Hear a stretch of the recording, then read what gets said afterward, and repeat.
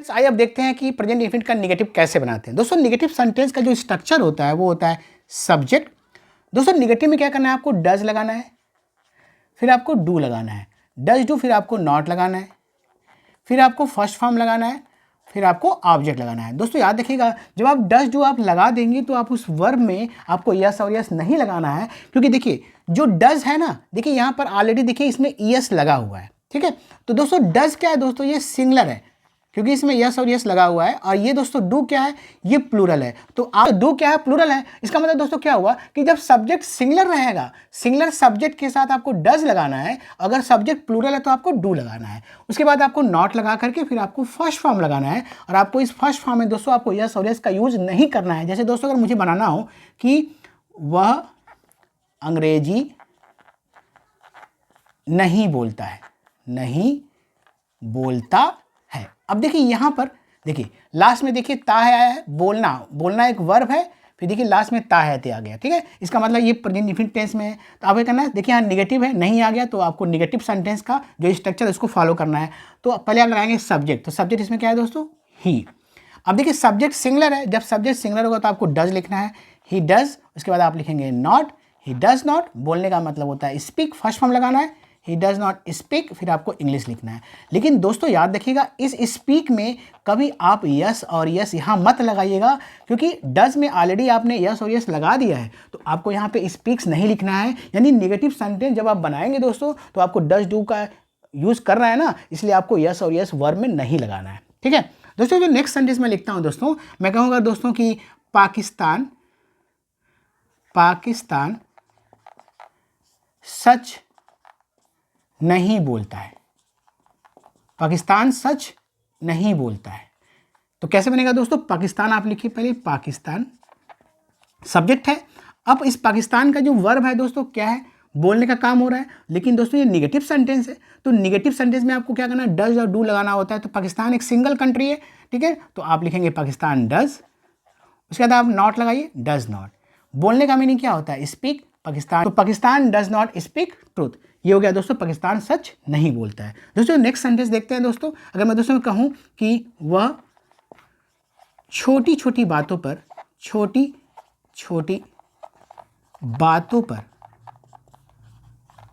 नहीं रोता है, वह छोटी छोटी बातों पे नहीं रोता है। दोस्तों देखिए यहाँ सेंटेंस थोड़ा सा मैंने बड़ा किया है, तो देखिए नहीं आ गया, रोता है, ता है ती है, यानी ये क्या है, प्रेजेंट इंफिनिट का नेगेटिव सेंटेंस। तो आप लिखेंगे ही, नेगेटिव है तो क्या लिखेंगे, ही डजंट या डज नॉट। दोस्तों क्राई का मतलब होता है रोना, ही डजंट क्राई।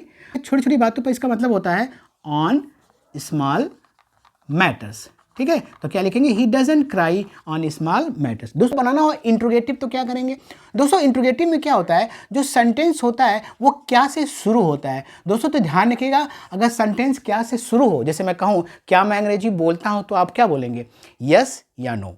ठीक है, क्या मैं गोरखपुर में रहता हूं, तो आप क्या बोलेंगे, यस या नो। यानी दोस्तों जब सेंटेंस क्या से शुरू होता है तो उसका जो आंसर आप देते हैं वो हमेशा यस और नो में देते हैं। क्या मैं अंग्रेजी बोलता हूं, तो आप बोलेंगे यस या नो।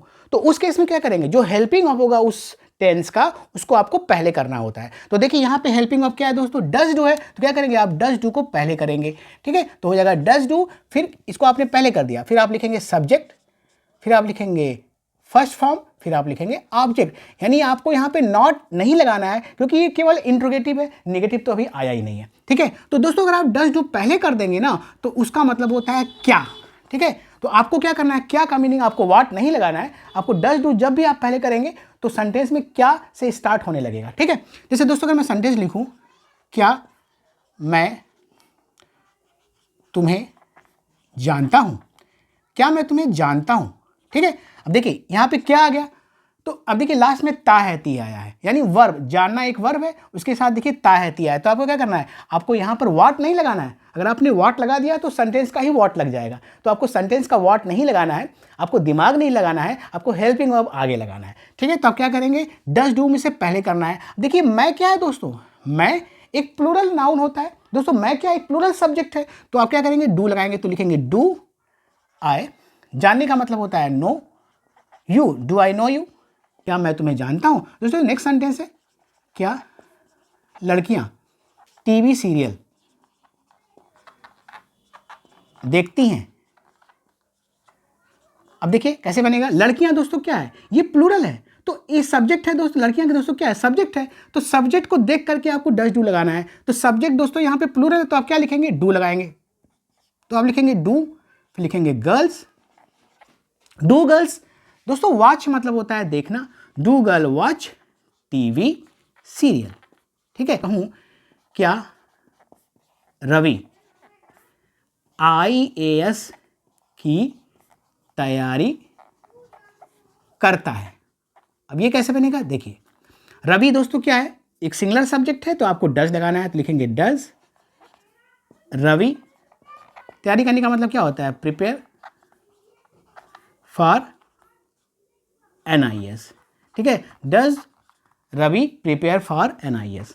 ठीक है, क्या रवि IAS की तैयारी करता है। दोस्तों IAS का मतलब IAS की परीक्षा की बात हो रही है, तो क्या लिखेंगे, रवि दोस्तों सिंगुलर है, तो आप लिखेंगे डज रवि। ठीक है, फिर लिखेंगे प्रिपेयर फॉर NIS एग्जाम। ठीक है, does Ravi prepare for NIS exam. तो दोस्तों आइए देखते हैं इंट्रोगेटिव नेगेटिव सेंटेंस कैसे बनाते हैं, इसका स्ट्रक्चर क्या होता है। देखिए दोस्तों नेगेटिव सेंटेंस, दोस्तों यहाँ पे देखिए इंट्रोगेटिव आया हुआ, तो क्या करेंगे आप, डज डू पहले करेंगे क्योंकि सेंटेंस क्या से शुरू होगा। लेकिन दोस्तों नेगेटिव भी आया है, तो क्या करेंगे, नॉट हमेशा दोस्तों वर्ब के पहले आपको लगाना है। तो does do plus subject plus not plus first form plus आपको ऑब्जेक्ट लगाना है, फिर आपको क्वेश्चन मार्क लगाना है। ठीक है दोस्तों, डज डू लगाने से क्या होगा, सेंटेंस क्या से शुरू हो जाएगा, और नॉट आने से दोस्तों बीच में नहीं आ जाएगा। दोस्तों let me take one example. जैसे दोस्तों अगर मैंने कहा क्या राम क्रिकेट, क्या राम क्रिकेट नहीं खेलता है, क्या राम क्रिकेट नहीं खेलता है। देखिए ता है ती आया, यानी ये प्रेजेंट इंफिनिट टेंस में वर्ब के साथ देखिए खेलना के साथ आया है। राम क्या है दोस्तों, सिंगुलर है, सिंगुलर के साथ आपको डज लगाना हो, तो आप डज लिखिए, डज राम। अब देखिए निगेटिव आ गया, तो क्या करना है, सब्जेक्ट के बाद आपको नॉट लगाना है, डज राम नॉट, फिर आपको लिखना है वर्ब यानी प्ले, फिर आपको लिखना है cricket, does Ram not play cricket. दोस्तों नेक्स्ट सेंटेंस है, क्या कुत्ता अजनबियों पर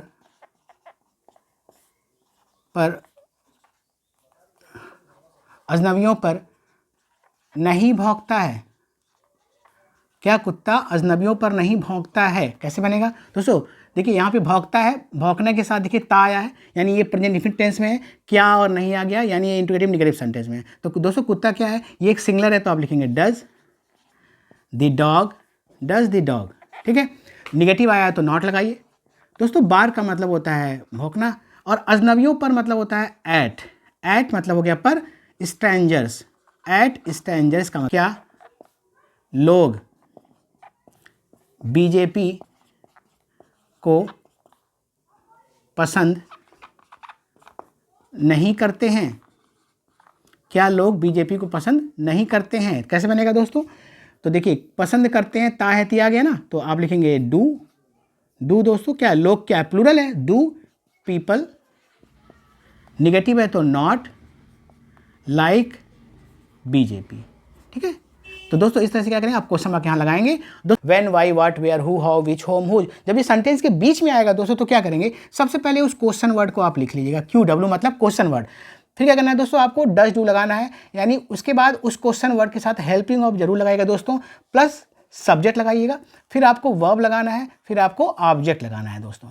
ठीक है दोस्तों, क्वेश्चन वर्ड में मेनली 9 आते हैं दोस्तों, तो उसमें आता है when, why, what, where, who, how, which, whom और हुज। ये क्या होता है दोस्तों, ये क्वेश्चन वर्ड होता है दोस्तों। व्हेन का मतलब होता है कब, वाई का मतलब होता है क्यों, व्हाट का मतलब होता है क्या, वेयर मतलब होता है कहाँ, हु मतलब होता है कौन, हाउ मतलब होता है कैसे, विच मतलब होता है कौन सी, हुम का मतलब होता है किसको, और हुज मतलब होता है किसके।